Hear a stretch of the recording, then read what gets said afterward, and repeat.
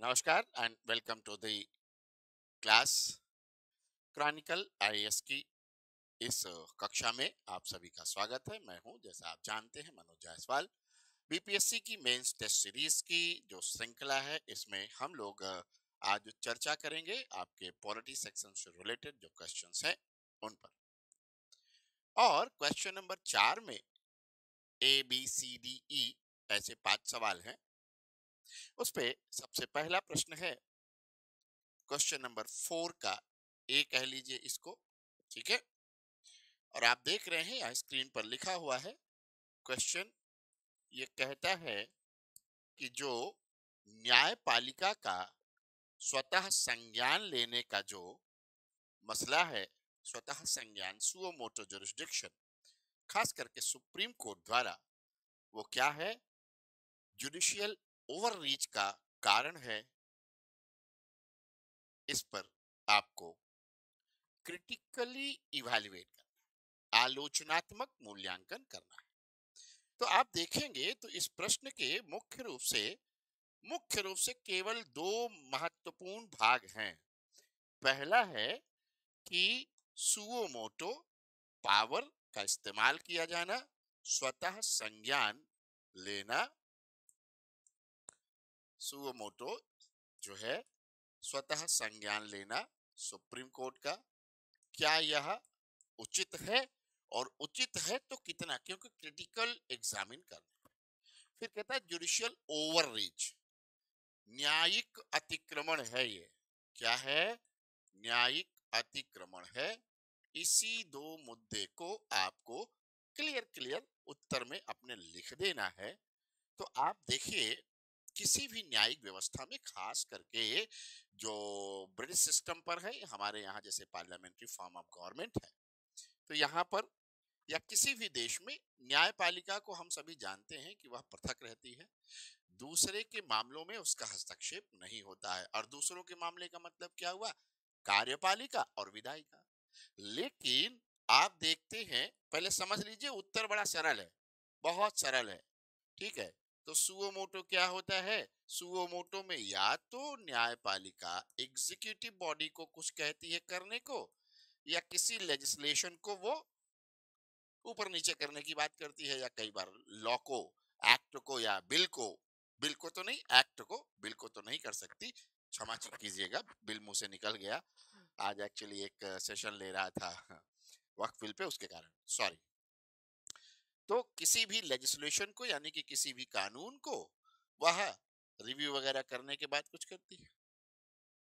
अब अगर इन दोनों मामलों में, अच्छा, एक जो प्रिंसिपल है उसको कहा जाता है प्रिंसिपल ऑफ लोकस स्टैंडाई, ठीक है। प्रिंसिपल ऑफ लोकस स्टैंडाई, ये जो है बहुत बड़ा सिद्धांत है जो जुडिशरी में लागू होता है। इसका तात्पर्य होता है कि what is your reason to approach me, what is your authority to approach me. Me मतलब द कोर्ट। कोर्ट कहती है कि आप किस कारण से मेरे पास आए। यही कारण है कि कहा जाता है कि सामान्यतः न्यायपालिका के पास स्वतः संज्ञान की शक्ति नहीं होती। एक तो ये बात हो गई कि न्यायपालिका में ऑलरेडी एक स्टैब्लिश प्रिंसिपल है, principle of locus स्टैंडाई।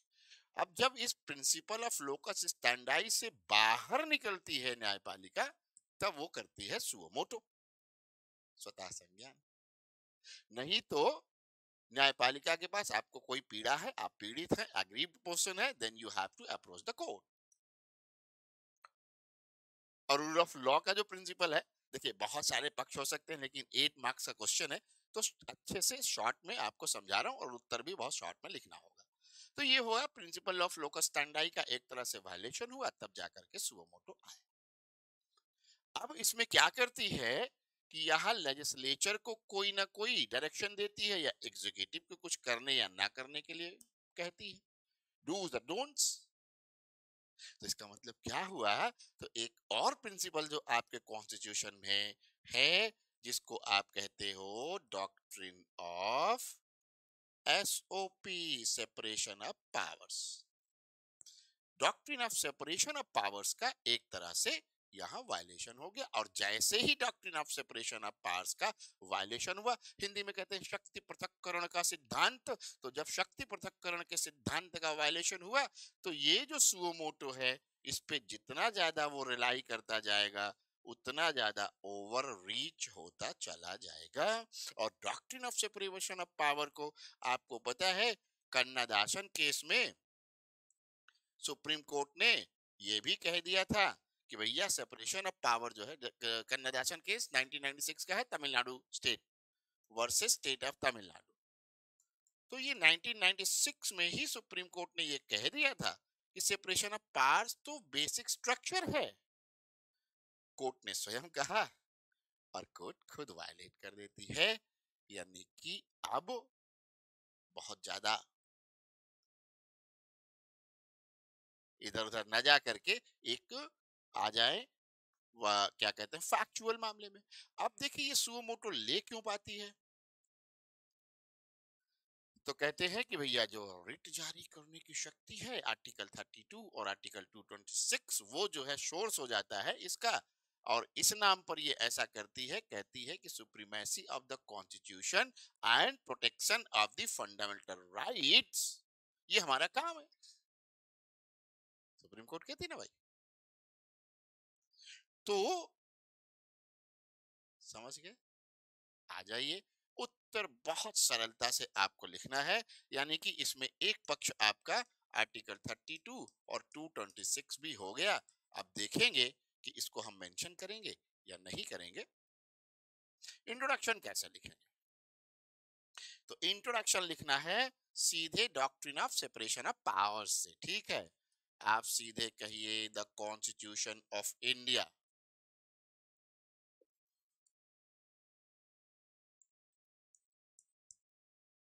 the Constitution of India provides for separation of powers among all the three organs of the government।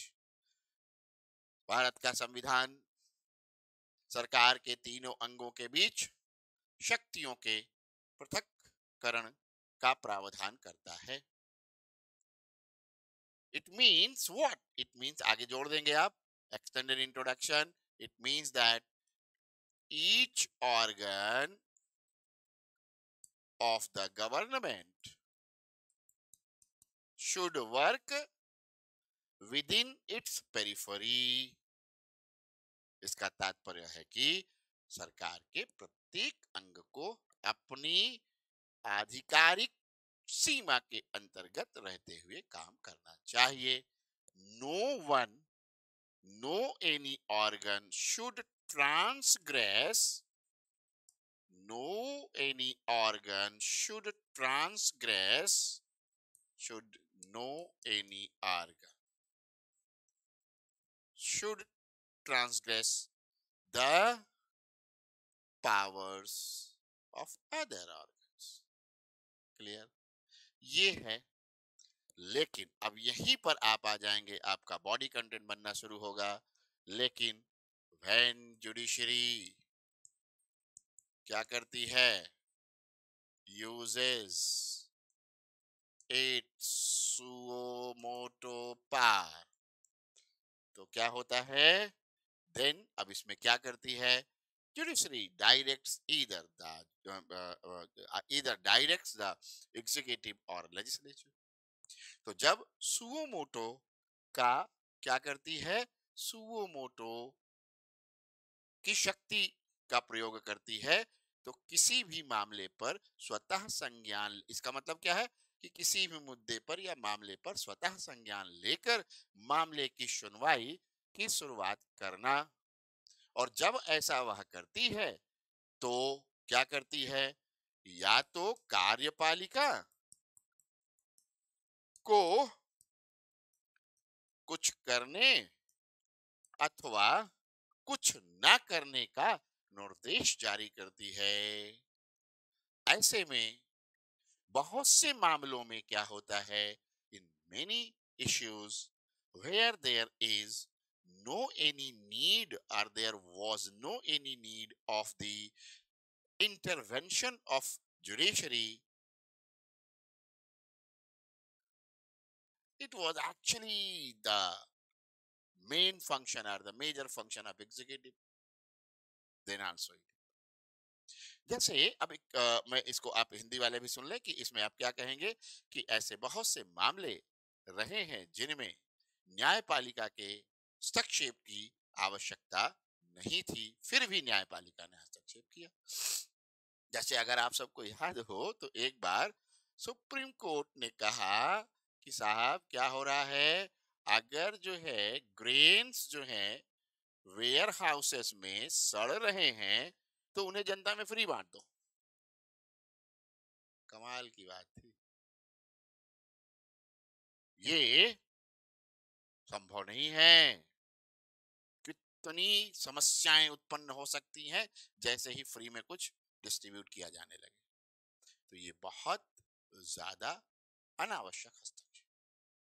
अब क्या करती है जुडिशरी, खुद से ही कई मामलों में आप देख रहे हैं, अभी आएंगे हम लोग जब उस पे आएंगे कि इसका क्रिटिकल इवैल्यूएशन, तो जुडिशरी सेल्फ रेस्ट्रेन भी लगाने लगी है।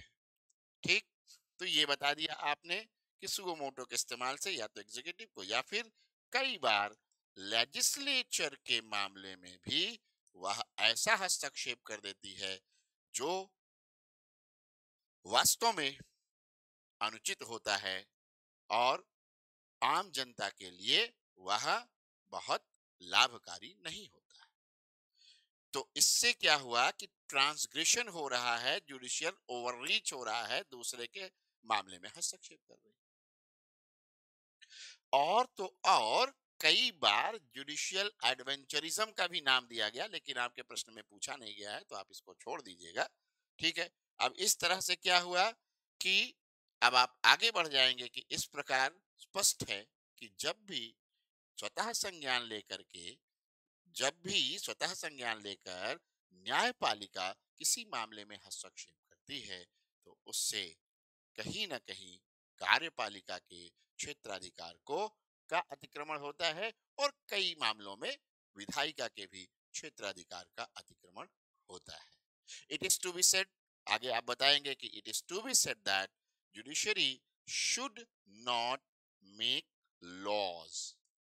Judiciary should not make laws, should not make laws। ठीक है, ये पार्लियामेंट्री फॉर्म ऑफ गवर्नमेंट का सबसे बड़ा जो है ड्रॉबैक हो जाता है अगर जज लोग जो बैठे हैं वह कोई जो है ऐसा वर्डिक्ट दें जिसे कानून के रूप में फॉलो अप करना पड़े, अनुपालन करना पड़े। तो जब ऐसा होता है तो ये ओवररीच की पराकाष्ठा है। ठीक है, ये भी ओवररीच है और ये पराकाष्ठा है। आपका काम है, आप अब जैसे रिव्यू करने का काम है इसका, तो रिव्यू क्या कर सकती है, तो रिव्यू करे तो कानून का रिव्यू करे जो कानून बन गया है, ऐसा नहीं कि कानून बना है। खैर इसमें बहुत बात हो सकती है। चलिए अब आ जाइए, क्योंकि 8 मार्क्स का क्वेश्चन है तो बहुत आपको फैलना नहीं है, सीधे आना है कंक्लूजन की तरफ और कंक्लूजन में आपको बता देना है कि इस प्रकार क्या करना है साहब। तो इस प्रकार ये ओवररीच होता है, लेकिन ऐसे बहुत से मामले होते हैं जहां एग्जीक्यूटिव या लेजिस्लेचर जनहित में काम करने में असफल सिद्ध होती है, तो ऐसी सिचुएशन में जुडिशरी द्वारा सुओ मोटो लिया जाना अति महत्वपूर्ण हो जाता है और इसका बहुत सकारात्मक प्रभाव जनता पर, आम जनता पर पड़ता है। क्लियर है, उसकी हिस्ट्री आप जानते हैं। ठीक है, और इस तरह से आप ये कहेंगे, लेकिन अंत में क्या कहेंगे, but judiciary should maintain the separation of powers and should not intervene unnecessarily in the areas of executive or legislature। Overreach तो है ये आप कह दिए हैं, लेकिन कंक्लूजन में आप ये कहेंगे कि न्यायपालिका को स्वयं पर नियंत्रण रखना चाहिए कि वह इनके क्षेत्राधिकार में अनावश्यक प्रवेश ना करें। बहुत सिंपल सा उत्तर आप लिख दीजिए। ठीक है, कन्नदासन केस का आपने रेफरेंस भी दे दिया है कि सेपरेशन ऑफ पावर्स है, तो बहुत अच्छी बात हो जाती है और इसमें कुछ ज्यादा आपको लिखने की आवश्यकता नहीं है। हाँ, आप चाहेंगे तो आर्टिकल 50 भी बता देंगे, कन्नदासन केस और आर्टिकल 50 भी बता देंगे। मैं भूल गया था, क्षमा चाहता हूं। इन आर्टिकल 50 अनुच्छेद 50 में स्पष्ट किया गया है कि न्यायपालिका कार्यपालिका से पृथक रहेगी। हालांकि क्योंकि ये प्रश्न सेपरेशन ऑफ पावर्स का नहीं है, तो अगर आप नहीं भी लिखे रहेंगे तो भी कोई फर्क नहीं पड़ता है। क्लियर है? चलिए आगे बढ़ते हैं अगले प्रश्न पर। पास प्रश्न बहुत सरल है, ज्यादा कुछ परेशान की इसमें आवश्यकता परेशान होने की नहीं है। अब ये है, evaluate the role of technology in improving the transparency and efficiency of public distribution system in India. ये भी 7 मार्क्स का, 8 मार्क्स का है ये भी। ठीक है, अब देखिए कि इसमें क्या है, आपको दो बातें ध्यान रखनी है। पहला चीज तो पब्लिक डिस्ट्रीब्यूशन सिस्टम क्या है, तो आपको पता है कि भैया जनता को सार्वजनिक वितरण प्रणाली क्या है, जनता तक सब्सिडाइज रेट्स पर जो है फूड ग्रेन्स बेसिकली पहुंचाए जा रहे हैं और उसी का ये कार्यक्रम। अब इसमें क्या होता है, इसमें प्रॉब्लम्स, क्योंकि अगर आप बात कर रहे हैं पारदर्शिता और कार्यकुशलता को बढ़ाने में प्रौद्योगिकी की भूमिका का मूल्यांकन अगर आप करने जा रहे हैं, तो फिर ये बताना पड़ेगा कि कार्यकुशलता में कमी थी या नहीं थी, पारदर्शिता में कमी थी, कमी है या नहीं है, कार्यकुशलता में कमी है या नहीं है, ये बताना पड़ेगा। तो आप जानते हैं कि पीडीएस की सबसे बड़ी प्रॉब्लम लीकेज की है। फिर जो वाहन जाते हैं, व्हीकल यानी मान लो आप ट्रक, ट्रक से जो माल जा रहा है, फूड ग्रेन्स जा रहे हैं, वो वास्तव में सही जगह पहुंच रहे हैं या नहीं पहुंच रहे हैं। फिर बेनिफिशरीज को रिसीव हो रहा है या नहीं हो रहा है। बेनिफिशरीज को लाभार्थी कहते हैं, तो लाभार्थियों को मिलता है कि नहीं मिलता है। वास्तव में ये भी बड़ी विडंबना है कि कई बार लाभार्थियों तक पहुंचता ही नहीं है। ठीक, तो आप सिंपली इंट्रोडक्शन शुरू करेंगे कि सार्वजनिक वितरण प्रणाली भारत में बीपीएल और एपीएल, देखिए ये फैक्ट आपको डाल देना है, बीपीएल और एपीएल को सस्ते दामों पर खाद्यान्न उपलब्ध कराने की योजना है। वर्षों से चल रही है तो आप सभी जानते हैं, किंतु इसके क्रियान्वयन, अच्छा इसको कौन चलाता है कौन नहीं लिखने की हालांकि जरूरत नहीं है, हालांकि चाहे तो आप लिख भी सकते हैं कि सेंट्रल गवर्नमेंट और स्टेट्स यानी स्टेट गवर्नमेंट्स की ज्वाइंट जो है तरीके से रहती है ना। फूड कारपोरेशन ऑफ इंडिया जो सेंट्रल गवर्नमेंट का है वो अनाज देता है और स्टेट गवर्नमेंट के अपने भी रहते हैं। ठीक, चलिए दोनों की संयुक्त योजना है, चाहे तो लिख सकते हैं, वैसे आवश्यकता इतनी खास है नहीं। मेन फोकस करना है इस प्रश्न के उत्तर में प्रौद्योगिकी में क्या क्या चेंजेस लाए गए हैं और उससे ट्रांसपेरेंसी और एफिशिएंसी में कितनी बढ़ोतरी हुई है और अभी क्या संभावना और बनती है। तो तुरंत बाद लिखेंगे हालांकि किंतु इसके क्रियान्वयन में क्या समस्याएं हैं, तो लीकेज की समस्या है, फूड ग्रोन्स का सही स्थान पर पहुंचना और लाभार्थियों तक उसको प्राप्त करना जैसी अनेक समस्याएं हैं। इन समस्याओं को कैसे सुलझाया जा सकता है, तो कहा जा सकता है आपके द्वारा कि साहब टेक्नोलॉजी के प्रयोग से ये जितनी भी चोर बाजारी है, जो गड़बड़ियां हैं, उसको बहुत हद तक चेक किया जा सकता है, that can be checked and controlled through the use of technology. As अभी क्या हो गया है, बायोमेट्रिक अंगूठा लगता है सबका जब भी उन्हें सामान फूड ग्रेन्स उपलब्ध होते हैं।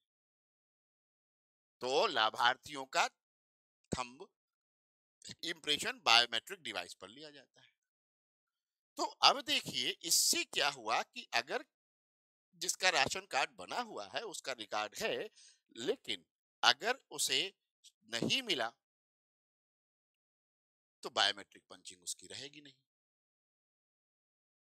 है ना। और अगर बायोमेट्रिक पंचिंग रहेगी नहीं तो जो राशन की दुकान चलाने वाला है वो उस अनाज को डिस्ट्रीब्यूटेड दिखा नहीं सकता है। एक फायदा ये होगा, यानी कि बायोमेट्रिक लगाने से थोड़ी पारदर्शिता बढ़ी है। लेकिन अब एक और बात कही जाने लगी है कि साहब डिजिटल राशन कार्ड्स हो जाएं, तो कई राज्यों ने डिजिटल राशन कार्ड्स भी बनाने शुरू कर दिए हैं। टेक्नोलॉजी का यूज। फिर कंप्यूटराइज्ड एलोकेशन ऑफ एफपीएस। तो दिल्ली, छत्तीसगढ़, मध्य प्रदेश, तमिलनाडु जैसे राज्यों ने कंप्यूटराइज्ड एलोकेशन कर दिया है। अब इसमें भी क्या होगा, पारदर्शिता बढ़ गई। ठीक है, क्या हुआ, ट्रांसपेरेंसी बढ़ी, एफिशिएंसी अपने आप बढ़ेगी। ठीक है, डिजिटल राशन कार्ड होगा तो ट्रांसपेरेंसी बढ़ेगी, एफिशिएंसी भी अपने आप बढ़ेगी। स्मार्ट कार्ड की योजना भी बहुत से लोग बहुत से स्टेट्स में आ गई है, उड़ीसा में, हरियाणा में, आंध्र प्रदेश में। इन लोगों ने क्या किया, स्मार्ट कार्ड बना दिया। अब स्मार्ट कार्ड बताता रहता है कि कितना मिला है, किस महीने मिला, किस महीने नहीं मिला।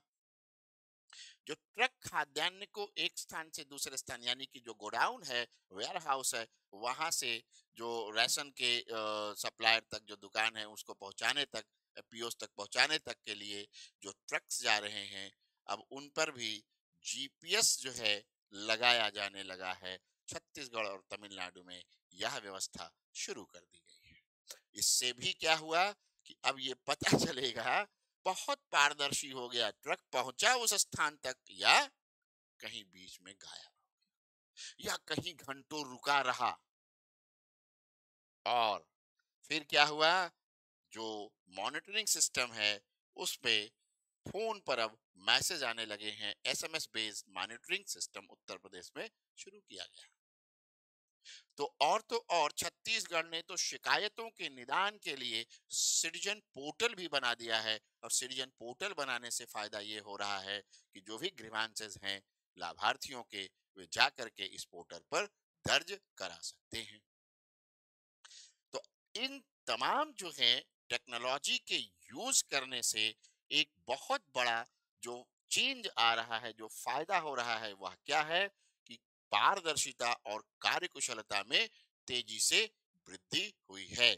जिन राज्यों ने, खास करके दिल्ली, छत्तीसगढ़, एमपी, तमिलनाडु, जो यहाँ पर कंप्यूटराइज्ड एलोकेशन ऑफ पीएस है, ठीक है, और जो डिजिटल क्या कहते हैं क्या आपका राशन कार्ड है, जहां जहां ये बने हैं, ठीक है, आंध्र प्रदेश वगैरह में बन चुके हैं, ये भी स्मार्ट कार्ड जो बना रहे हैं, तो इन सब से क्या हुआ है, इन राज्यों में बहुत अधिक जो है वह बढ़ गई है पारदर्शिता और कार्यकुशलता। इसलिए यह अपेक्षा की जा रही है सभी राज्यों से कि वे सब ऐसी सभी जो है प्रौद्योगिकी का, टेक्नोलॉजी का यूज करें, जिससे कि और अधिक पारदर्शिता और कार्यकुशलता अचीव की जा सके। और टेक्नोलॉजी का सबसे बड़ा यूज आपको कहना है कि साहब ये जो one nation one ration card, ये जो योजना है, इसके सफल संचालन के लिए, इसके एफिशिएंट इम्प्लीमेंटेशन के लिए, for the efficient implementation of this scheme, the technology shall become shall play a very significant role। तो इसके क्या कहते हैं, सफल क्रियान्वयन के लिए, one nation one ration card के सफल क्रियान्वयन के लिए टेक्नोलॉजी बहुत बड़ा रोल प्ले करेगी। आप सबको पता है डिजिटल राशन कार्ड्स बनेंगे और ये बहुत बड़ा अचीवमेंट हो जाएगा। बस इसके बाद आप कंक्लूड कर दीजिएगा, कोई फर्क नहीं पड़ता। कंक्लूजन में क्या कहेंगे? कंक्लूजन में सिंपली कहेंगे कि इफ there is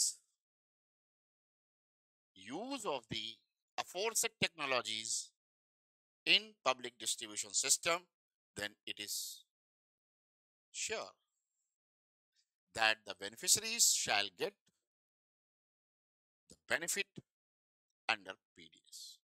अच्छा, इस पे एक और सवाल आता है कि पीडीएस की जगह डायरेक्ट कैश ट्रांसफर क्यों ना कर दिया जाए? मित्रों, वो बहुत गड़बड़ है। हालांकि इस प्रश्न में आपको लिखना नहीं है, इसलिए आप वहां पर जाएंगे ही नहीं। लेकिन अगर कैश ट्रांसफर करते हैं राशन देने के बजाय, तो वह और दिक्कत वाला हो सकता है, क्योंकि उतना सस्ता अनाज वो खरीदने जाएंगे कहाँ, उनको मिलेगा कहाँ? तो इवैल्यूएशन जो आपने किया है, इवैल्यूएशन आपने बहुत अच्छे से किया है। सारे फैक्ट्स दे दे करके छत्तीसगढ़ का, उत्तर प्रदेश का, मध्य प्रदेश का, जहां जहां का है सबका आपने दे दिया है। और ये कह देना है कि जिन राज्यों में जितनी अधिक टेक्नोलॉजी का प्रयोग किया जा रहा है, उतना ज्यादा ट्रांसपेरेंसी और एफिशिएंसी आ चुका है। इसलिए सभी टेक्नोलॉजी का यूज किया जाए जिससे कि बेनिफिशरीज को मिले। अच्छा, एक और चीज जोड़ दीजिएगा कंक्लूजन में, कुछ सजेशन तो देना ही चाहिए। तो कहिएगा कि there must be social audit of the PDS system also. तो जब सोशल ऑडिट होने लग जाएगी, तो इसका वास्तव में जो समाज पर इम्पैक्ट पड़ रहा है उसका भी पता चल जाएगा। ये आपको डाल देना है, दैट्स इट। चलिए अगले प्रश्न पर चलते हैं। अगला प्रश्न है, discuss how India's participation in the international big cat alliance, IBCA जिसे कहा जाता है, reflects its commitment to global tiger conservation efforts। IBCA 2023 में बना। इस प्रश्न का समरी आपको याद रह जाएगा, मैं बोल रहा हूं, ठीक है। आईबीसीए 2023 में बना और इंडिया इसका फाउंडिंग मेंबर है। और पूरी दुनिया में जो बिग कैट्स हैं, यानी कि टाइगर, लायन, ये सब, इनका कंजर्वेशन के लिए इसको बनाया गया कि पूरी दुनिया में सभी देश एक दूसरे का क्या करें, एक दूसरे के साथ कोऑपरेट करें, एक दूसरे के साथ कोऑर्डिनेट करें, पॉलिसीज में, रिसर्च में, सब जगह फायदा हो जाए। अब देखिए, भारत इसका फाउंडिंग मेंबर क्यों बना? तो जानते हैं, भारत ने जो प्रोजेक्ट टाइगर चलाया, वो आप समझिए दुनिया में सबसे सफल प्रोग्राम या सफल स्कीम मानी गई। और आप देख रहे हैं कि भारत में टाइगर की संख्या अब घटने की जगह पर ठीक ठाक हो रही है। और इनके कंजर्वेशन की जो सबसे बड़ी समस्याएं हैं वो आप जान रहे हैं, पोचिंग है, शिकार कर देना इनका, या फिर इनका जो है इलीगल तरीके से जो ट्रेड वगैरह होता है, ये सारी चीजें जो समस्याएं हैं, उनको कैसे रोकना है, क्या करना है। इसमें भारत का प्रोजेक्ट टाइगर क्या करता है, पूरी दुनिया के लिए एक मॉडल बनता है। इसलिए इसका जो पार्टिसिपेशन है वह बहुत बड़ा गेम चेंजर हो सकता है इस मामले में, ठीक है। आइए अब हम लोग इसको वन बाय वन देख लेते हैं कि आप उत्तर कैसे लिखेंगे। तो देखिए, उत्तर के 3 पार्ट होंगे। पहला है, यहीं से शुरू करिएगा कि आईबीसीए का जो है गठन वर्ष 2023 में किया गया, और साथ ही साथ इसके ऑब्जेक्टिव वहीं पर जोड़ देने हैं। फिर दूसरा पक्ष होगा कि इंडिया का पार्टिसिपेशन किस प्रकार का है और क्या क्या इंडिया इसमें कंट्रीब्यूट कर रहा है और वही इसका इवैल्यूएशन हो जाएगा और बाद में कंक्लूजन लिख देना है। तो आपको क्या करना है, इंट्रोडक्शन अपना शुरू करना है कि IBCA was established in 2013 with the aim or objective क्या है, global cooperation and coordination in the conservation of not only big cats but also leopard, snow leopard, ठीक है, जागुआर, प्यूमाज, लायंस, सब। एक्सटेंडेड वाले में ये आप इंट्रोडक्शन में डाल देंगे तुरंत पहला पैराग्राफ और कह देंगे कि India is a founding member of IBCA. Introduction हो जाएगा कंप्लीट। उसके बाद आप कहेंगे कि भारत इसमें बिल्कुल लीडरशिप की भूमिका में है, या आप ऐसे कहेंगे तो ज्यादा अच्छा होगा कि India can play a leading role in this organisation as Project Tiger which was highly successful project in India can become a model for other countries. Clear? इसे आप सीधे कह देंगे कि हमारा जो प्रोजेक्ट टाइगर है वो दूसरे देशों के लिए एक रोल मॉडल या मॉडल के रूप में भूमिका निभा सकता है और निभाएगा भी, ऐसा दिख भी रहा है।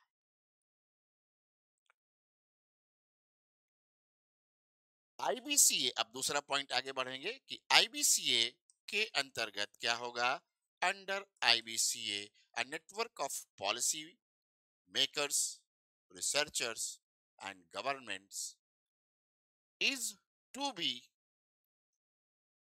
collaborated. आईबीसीए के अंतर्गत नीति निर्माताओं, शोधकर्ताओं तथा सरकारों का एक बेहतर नेटवर्क तैयार किया जाएगा जिसके अंतर्गत सभी एक दूसरे की सहायता करेंगे। इंडिया से पॉलिसी मेकर्स, रिसर्चर्स को की जो विशेषज्ञता है उसे उपलब्ध करा ही रहा है, साथ ही साथ इंडिया ने एक और कमिटमेंट किया है कि वह जो है फाइनेंशियल रिसोर्सेस को भी मोबिलाइज करने में पूरी मदद करेगा। इसने कमिट कर दिया, प्रतिबद्धता व्यक्त की है भारत ने कि वह वित्तीय संसाधनों को भी एकत्र करने में मदद करेगा, चाहे वो क्लाउड फंडिंग हो, डोनेशंस हो, विभिन्न तरीकों से आईबीसीए के लिए क्या करेगा, वित्तीय संसाधनों को भी उपलब्ध कराने में मदद करेगा। इस तरह से अब देखिए तो इंडिया क्या कर रहा है, इंडिया की भागीदारी आईबीसीए के जो उद्देश्य हैं, जो इसके पर्पस है, एम है, उस एम को अचीव करने में महत्वपूर्ण भूमिका निभाएगा या निभाना शुरू कर भी दिया। और 8 मार्क्स का क्वेश्चन है, ज्यादा लंबा लिखना नहीं है, यहीं पर आप कंक्लूजन करके आगे बढ़ जाइएगा, क्योंकि इंडिया तो हर तरह से दे रहा है भाई। हमारा प्रोजेक्ट टाइगर इतना सक्सेसफुल रहा है कि वो मॉडल बन जाएगा, हम वित्तीय संसाधन भी उपलब्ध करा रहे हैं, हम पॉलिसी जो है मेकर्स, रिसर्चर्स की सुविधाएं भी इसको संगठन को दे रहे हैं, और सरकार तो अपना प्रयास कर ही रही है, तो सब कुछ हम इसको दे रहे हैं। और इस तरह से भारत जो है एक नेतृत्वकर्ता काइंड ऑफ लीडरशिप रोल इसमें निभा रहा है। यहीं पे कंक्लूड कर दीजिए, आगे बढ़ जाइए अगले सवाल के लिए। Evaluate the role of digital India trust agency proposed by RBI in combating cyber fraud। पहले तो समरी जान लीजिए, डिजिटा है क्या एक्चुअली। तो डिजिटा जो है एक तरह का पोर्टल होगा, इनफैक्ट कह लीजिए कि तैयार हो गया होगा अब, और ये क्या करेगा, कंबैटिंग साइबर फ्रॉड, लेकिन किसमें, तो जो लैंडिंग ऐप है उनके लिए। जो लोन देने वाले तमाम ऐप इस समय शुरू हो गए हैं कि आप गए और तुरंत का तुरंत आपने ऑनलाइन लोन ले लिया। उसके लिए, उसकी मॉनिटरिंग के लिए, उसके सुपरविजन के लिए कि कहीं वो कोई फ्रॉड ना कर सके, डिजिटा जो है, डिजिटल इंडिया ट्रस्ट एजेंसी बहुत बड़ी भूमिका निभाने जा रही है। 7 मार्क्स का है, आप समझ सकते हैं। बहुत छोटा सा आंसर इस पे लिखना होगा। तो कैसे लिखेंगे, तो आप सबसे पहले अपने इंट्रोडक्शन में बता देंगे कि भैया ये क्या है। सो बताएंगे, it is a platform, digital platform, which is meant for stopping illegal lending apps. क्या करेगा, it shall verify the digital lending apps and maintain a public register. तो क्या हो गया कि वेरिफिकेशन होगा जितने भी डिजिटल लैंडिंग ऐप हैं, और उसके बाद वेरीफाइड जो रहेगी वो एक लिस्ट रहेगी जो पब्लिक में रहेगी, और साथ ही साथ जितने लैंडिंग ऐप्स हैं उन सबको डिजिटा का टैग मिलेगा। जब वो वेरीफाइड हो जाएंगे तो डिजिटा टैग मिला रहेगा।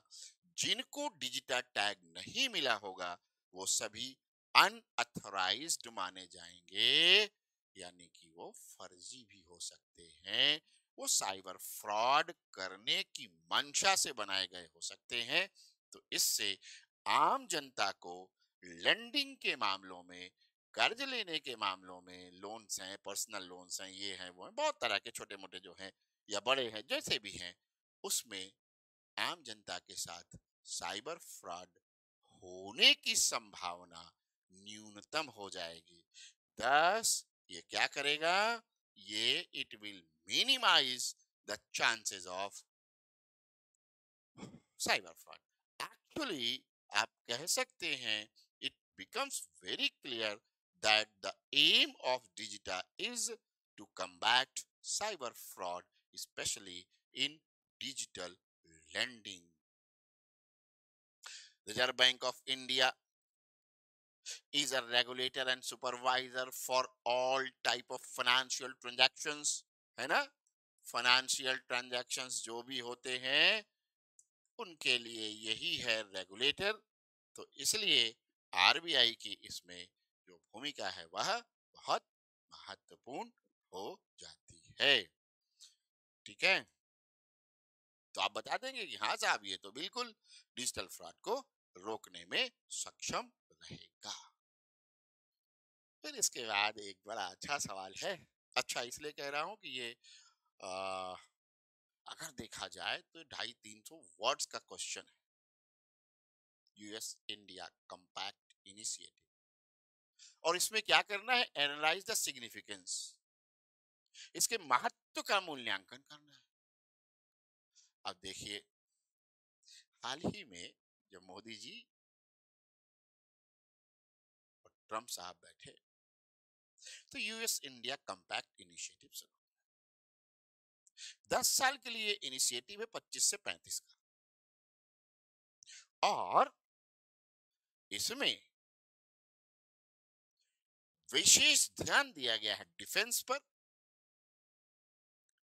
डिफेंस के ट्रेड पर, डिफेंस में इकोनॉमिक कोऑपरेशन पर, डिफेंस में टेक्नोलॉजी ट्रांसफर और टेक्नोलॉजी कोऑपरेशन पर पूरा का पूरा फोकस। सिग्निफिकेंस, इसका मतलब क्या हुआ, इंडिया, अब ये पूरी तरह से सिग्निफिकेंस में थोड़ा सा मैं आपको एक ओवरव्यू दे रहा हूं। इसका मतलब यह भी होता है, स्पष्ट होता है इससे कि India is now considering that China is the only competitor. क्योंकि अगर हम डिफेंस टाइज में अमेरिका की तरफ जा रहे हैं ये अलग बात है कि हमने 1-1 किया है, रशिया से भी हमारा रिलेशन बिल्कुल डिफरेंट टाइप का है और इनके साथ भी बिल्कुल डिफरेंट टाइप का है।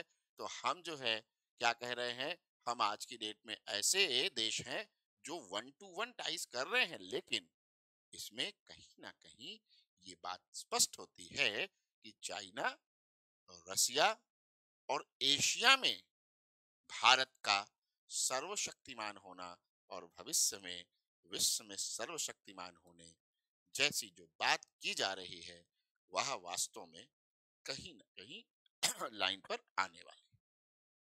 तो चलिए इसके बारे में पहले फैक्चुअल, अच्छा ज्यादा लंबा लिख नहीं सकते हैं इसलिए मैंने इसको भी शॉर्ट करने की कोशिश की है। तो आप इंट्रोडक्शन सीधे सीधे लिखेंगे। US India compact initiative is a foundation for deepening military partnership with a clear focus on technology, trade, and defense. सीधे सीधे यहीं से आप लिख देंगे कि साहब इस पर विशेष प्रौद्योगिकी पर, व्यापार पर, डिफेंस पर विशेष ध्यान रखते हुए यह जो है सैन्य साझेदारी को और बढ़ावा देने के लिए एक मील का पत्थर साबित होने वाली है।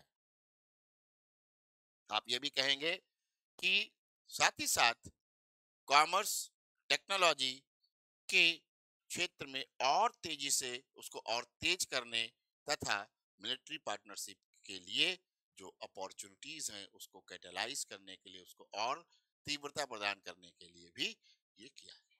साफ साफ एकदम फैक्ट सहित लिख देना है।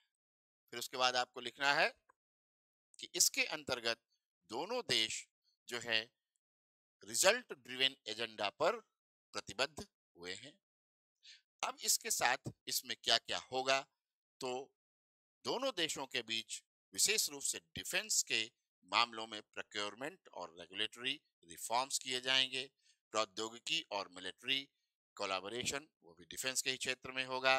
फिर ऑटोनोमस सिस्टम इंडस्ट्री अलायंस भी एआई के क्षेत्र में लॉन्च किया जाएगा। ट्रेड और इकोनॉमी को दोनों देशों के बीच बढ़ाया जाएगा। मिशन 500 बिलियन रखा गया है जो 2030 तक अचीव करने का टारगेट है, यानी कि दोनों देशों के बीच इस क्षेत्र में जो व्यापार है उसे 500 बिलियन डॉलर तक पहुंचाने का लक्ष्य रखा गया है। फिर जो है आपको यह भी बताना है कि ट्रस्ट इनिशिएटिव शुरू भी किया गया है इसी के तहत, जिसमें सेमीकंडक्टर, एआई जो है quantum quant computing, energy, space आदि के क्षेत्रों में सहयोग किया जाएगा। ठीक है। उसके बाद दोनों देश जैवलिन नामक एंटी टैंक गाइडेड मिसाइल तैयार करेंगे जो भारत में तैयार होगी।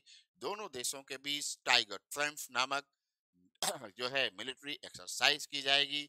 नासा और इसरो दोनों साथ मिलकर स्पेस के क्षेत्र में भी काम करेंगे। तो इतना डाइवर्सिफाइड एरिया इसमें लिया गया है इस इनिशिएटिव में कि आने वाले समय में भारत जो है इस क्षेत्र में एक सशक्त जो है देश के रूप में उभरेगा। Is a very powerful country, शैलेमर is a very powerful country. ठीक है। और ध्यान देने की बात है कि विशेष रूप से रसिया तो मैंने ऐसे ही लिख दिया है, रसिया के साथ हम अपने रिश्तों को अलग तरीके से लेके चल ही रहे हैं, लेकिन चाइना को कम्बैट करने में यह इनिशिएटिव बहुत बड़ी भूमिका भी निभाएगा। चेक करने के लिए, कम्बैट तो नहीं, चाइना को चेक करने के लिए, उसको संतुलित और नियंत्रित करने के लिए यह इनिशिएटिव एक महत्वपूर्ण भूमिका निभाएगा। तो कंक्लूजन आप यही देंगे कि it is a milestone kind of initiative between both the countries. Both the countries shall collaborate in several projects and programs, and thus India shall get benefit of advanced technology of USA, and USA shall also be benefited with the new uh, avenues of the trade and economy. That's it. ज्यादा लंबा लिख नहीं सकते, हालांकि इस पर तो बड़ी लंबी बात होनी चाहिए, चाइना को लेकर के, रूस को लेकर के, लेकिन आप ज्यादा लिखेंगे नहीं। एशिया में भारत का अपना एक दबदबा बनेगा। Thank you very much. मिलते हैं फिर अगली क्लास के लिए।